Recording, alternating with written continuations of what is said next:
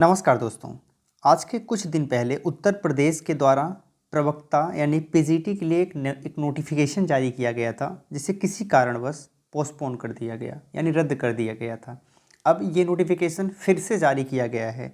अब आप इसे 16 मार्च 2021 से अप्लाई कर सकते हैं एंड 11 अप्रैल 2021 इसकी लास्ट डेट है, जबकि पेमेंट करने की लास्ट डेट 13 अप्रैल 2021 है एंड आप फाइनल सबमिट 15 अप्रैल 2021 तक कर सकते हैं। तो ये एक इम्पॉर्टेंट डेट है, इन्हें आपको याद रखना है। इसके अलावा जो वैकेंसीज रिलीज़ की गई हैं वो प्रदेश के सहायता प्राप्त अशासकीय माध्यमिक विद्यालयों में प्रवक्ता पद के कुल 2595 पदों के विषयवार रिक्तियां जारी की गई हैं। अब इसमें बालक एवं बालिका दोनों के लिए है। हमेशा अपडेट रहने के लिए सब्सक्राइब करें और फिर बेल आइकॉन पर क्लिक करें। अगर आप इसे अप्लाई करना चाहते हैं तो आप यहाँ पर इसकी ऑफिशियल वेबसाइट देख रहे हैं, जहाँ पर जाके आप इसे अप्लाई कर पाएंगे। अब यहाँ पर एक चीज़ लिखा है, आपको ध्यान रखना है कि प्रवक्ता संवर्ग के प्रत्येक विषय के सापेक्ष एक ही आवेदन स्वीकार किया जाएगा। यद्यपि एक से अधिक विषय में पृथक पृथक आवेदन आप चाहें तो कर सकते हैं, ठीक है। एंड यहाँ पर जो पोस्ट रिलीज़ किया गया है, इनकी संख्या को बढ़ाया भी जा सकता है, आवश्यकता पड़ने पर घटाया भी जा सकता है। जैसे पद अगर बढ़ते हैं तो यहाँ पर आपके लिए अच्छी बात है, और अगर घटते हैं तो भी आप कोई क्लेम नहीं कर सकते हैं। इसके अलावा यहाँ पर जो आपका एग्ज़ाम होगा वो हिंदी एंड इंग्लिश दोनों भाषा में होगा, तो ये भी आपको ध्यान रखना है। जबकि संस्कृत का प्रश्न पत्र संस्कृत में एवं इंग्लिश का प्रश्न पत्र जो होगा वो इंग्लिश में होगा, और उर्दू का प्रश्न पत्र उर्दू में ही होगा। लिखित परीक्षा में किसी प्रकार की नेगेटिव मार्किंग नहीं होगी।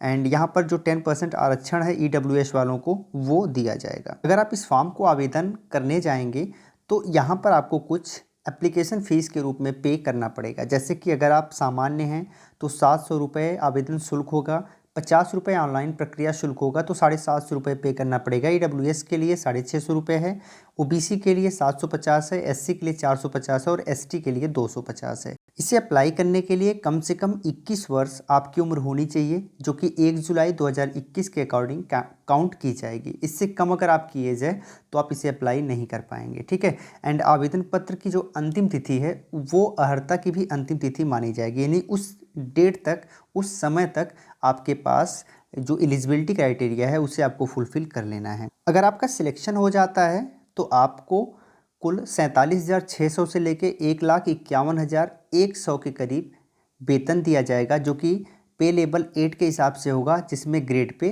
4800 होगा। अगर आप आरक्षण का लाभ लेना चाहते हैं तो एटलीस्ट आपको उत्तर प्रदेश का स्थायी निवासी होना चाहिए, आपके पास यूपी का डोमिसाइल सर्टिफिकेट होना चाहिए, तभी आप यहाँ पर किसी प्रकार का लाभ ले पाएंगे। इसमें आपका सिलेक्शन कैसे होगा हम इसको देख लेते हैं। तो आपका सिलेक्शन यहाँ पर सबसे पहले आपको रिटन एग्ज़ाम देना पड़ेगा। रिटन एग्ज़ाम में आपका जो परफॉर्मेंस होता है उसका 85% मार्क्स आपका कैलकुलेट किया जाएगा आपके सिलेक्शन में। इसके अलावा जो आपका एक इंटरव्यू होगा जिसमें 10% मार्क्स आपका इंटरव्यू का कैलकुलेट किया जाएगा, तो 85 ये हो गया एंड 10 ये हो गया, तो टोटल हो गया 95%। और जो आपका इंटरव्यू होगा उसमें 4 अंक होंगे सामान्य ज्ञान पे, व्यक्तित्व परीक्षण के 3 अंक होंगे और अभिव्यक्ति की योग्यता के 3 अंक होंगे। इसके अलावा जो बचता है 5 मार्क्स वो माना जाएगा अगर आपके पास कुछ एक्स्ट्रा डिग्री है तो, जैसे कि अगर आपके पास डॉक्टरेट की उपाधि है तो आपको 2 अंक दिए जाएंगे। वहीं अगर आपने एमएड किया है यानी शिक्षा में परास्नातक की डिग्री आपके पास है तो इसके 2 अंक होंगे। एंड इसके अलावा अगर आपने बीएड किया हुआ है शिक्षा स्नातक यानी बीएड की उपाधि है तो इसके लिए 1 अंक दिए जाएंगे। एंड इसके अलावा यहाँ पर अगर आप किसी राज्य की टीम से पार्टिसिपेट किए हुए हैं किसी राष्ट्रीय स्तर के खेलकूद प्रतियोगिता में तो आपको 1 अंक दिए जाएंगे। तो इस हिसाब से यहाँ पर अंकों का आवंटन होता है। तो अगर हम सबको कैलकुलेट करेंगे तो यहाँ पर टोटल 6 मार्क्स हो रहे हैं, जबकि आपको लेना कितना है 5 मार्क्स। तो अगर आपने एमएड कर लिया है और आपके पास बीएड की भी डिग्री है तो आपको केवल एमएड के अंक आवंटित किए जाएंगे, बीएड के अंक आवंटित नहीं किए जाएंगे। तो या इस हिसाब से टोटल 5 मार्क्स हो जा रहे हैं, ठीक है।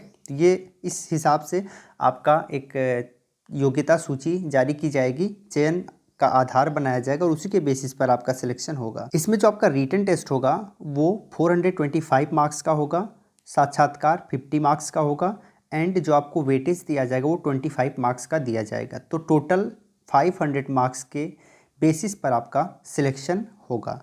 अब अगर हम यहाँ पर देखें लिखित परीक्षा के बारे में, तो कई चीज़ें देखना काफ़ी इंपॉर्टेंट है। पहला तो ये कि यहाँ पर कुल 125 क्वेश्चन पूछे जाएंगे। 125 क्वेश्चन अगर पूछे जाएंगे तो टोटल मार्क्स जो होंगे वो 425 होंगे, यानी प्रत्येक प्रश्न 3.4 मार्क्स का होगा। सभी प्रश्नों को करना अनिवार्य होगा। अगर कोई प्रश्न आपको नहीं आ रहा है तो भी आप उसे टच कर सकते हैं, क्योंकि यहाँ किसी प्रकार की नेगेटिव मार्किंग नहीं है। समयावधि की बात करें तो 2 घंटे में आपको कुल 125 क्वेश्चन सॉल्व करने पड़ेंगे। प्रश्न बहुविकल्पीय टाइप का होगा, जिसे हम MCQs यानी मल्टीपल चॉइस क्वेश्चन कहते हैं, जिसके लिए 4 विकल्प दिए होते हैं। सही विकल्प को आपको गोला करना होता है। ठीक है, तो ये पूरा प्रोसेस है इस एग्ज़ाम का। अब आपको एक चार्ट दिख रहा होगा जिसमें मेल के लिए किन किन सब्जेक्ट के लिए कितनी कितनी वैकेंसीज़ रिलीज़ की गई हैं, आप डिटेल में देख सकते हैं। जैसे कि हिंदी है, गणित है, गृह विज्ञान, अर्थशास्त्र, इतिहास, इंग्लिश, कला, नागरिक शास्त्र, भूगोल, मनोविज्ञान, शिक्षा शास्त्र। इस हिसाब से बहुत सारे सब्जेक्ट हैं जिनके लिए नोटिफिकेशन जारी किए गए हैं। और यहाँ पर आप देख सकते हैं जो दूसरा चार्ट है वो बालिकाओं के लिए यानी फीमेल कैंडिडेट के लिए, इनमें भी किन सब्जेक्ट से कितने पद हैं वो आप देख सकते हैं। अब हम देखेंगे योग्यता, यानी कि इसे अप्लाई करने की योग्यता क्या चाहिए। तो सबसे पहले हम हिंदी के बारे में देख लें। तो जो एक नॉर्मल योग्यता होती है PGT को अप्लाई करने के लिए, वो इस प्रकार से होती है कि अगर आपने MA या फिर MSc या फिर MCOM, MA MSc MCOM अगर आपने किया हुआ है तो आप इजीली इसे अप्लाई कर सकते हैं। ठीक है, तो आप इसके योग्य होते हैं। यानी अगर आपने मास्टर डिग्री की हुई है तो आप इजीली इसे अप्लाई कर सकते हैं। अब यहाँ बीएड ज़रूरी नहीं है, बीएड हो या फिर एमएड हो या फिर पीएचडी हो, ये ज़रूरी नहीं है। लेकिन अगर आपके पास बीएड एमएड पीएचडी में से कुछ भी है तो इसके एक्स्ट्रा मार्क्स आपको अलॉट किए जाते हैं। तो अगर आपके पास बीएड नहीं है तो भी आप इसे अप्लाई कर सकते हैं अपने मास्टर यानी पीजी के बेसिस पर। अब हम सबसे पहले हिंदी को देख लेते हैं, क्योंकि हिंदी के बारे में जानना ज़रूरी है। अब अगर आप हिंदी से पीजीटी देना चाहते हैं तो एटलीस्ट आपके बीए में हिंदी रहा हो एंड बीए में संस्कृत रहा हो। ठीक है, बीए में हिंदी और संस्कृत है तो आप इसे दे सकते हैं। या फिर आपने शास्त्रीय परीक्षा राजकीय संस्कृत कॉलेज से वाराणसी से, जिसका नाम अब संपूर्णानंद विश्वविद्यालय हो गया, उससे किया हो। अगर आपने ग्रेजुएशन में संस्कृत नहीं लिया है तो अगर आपने पीजी किया है हिंदी से और उसके बाद आप संस्कृत से भी पीजी किए हुए हैं तो आप इजीली से अप्लाई कर सकते हैं। आप इसके योग्य माने जाएंगे, तो इन बेसिस पर आप इजीली से अप्लाई कर पाएंगे। अब हिंदी की बात हो गई, अब बात करें गणित की। तो गणित में आप सिंपली अगर आपने MA MSc किया है गणित से तो आप इसे अप्लाई कर सकते हैं। या फिर आपने गणित में त्रिवर्षीय पाठ्यक्रम, जिसे हम BA ऑनर्स के नाम से जानते हैं या फिर BSc ऑनर्स के नाम से जानते हैं, अगर है तो भी आप इसे अप्लाई कर सकते हैं। अच्छा, ऑनर्स का एक फ़ायदा होता है कि ऑनर्स वाले जो होते हैं वो ईजिली यहाँ पर PGT के लिए अप्लाई कर पाते हैं। ठीक है, इस हिसाब से जितने भी सब्जेक्ट हैं उन सब्जेक्ट से अगर आपने पीजी किया हुआ है तो आप इसे अप्लाई कर सकते हैं। केवल हिंदी में एक समस्या आती है। आप बताइए आपको ये सेशन कैसा लगा, कमेंट में लिख के। अगर अच्छा लगा हो तो एक लाइक और एक शेयर ज़रूर कर दीजिएगा। किसी प्रकार का अगर आपको अभी डाउट है इस वीडियो से रिलेटेड तो आप हमसे कमेंट में पूछ भी सकते हैं। फिर मिलते हैं एक नए सेशन में, तब तक के लिए जय हिंद।